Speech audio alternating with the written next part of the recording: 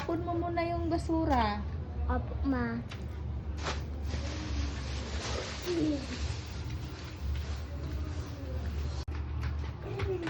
O, saan mo tinapon? Sa gilid ng kalsada. Dahil mabait ka.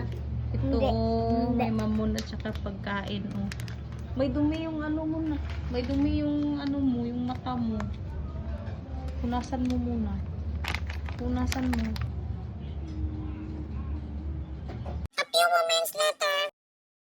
Ma, ano tong video na to, ma? May nakita akong bata na tinatapon ang basura sa labas ng aming bahay. At nang tanungin ko siya kung saan siya nakatira. Sa gilid ng kalsada. At dahil sa nangangayayat na siya at parang gutom na gutom, binigyan ko siya ng mamon at saka fresh milk. Pagkatapos ko siya bigyan ng pagkain, naiyak siya kasi kanina pa daw siya nagugutom.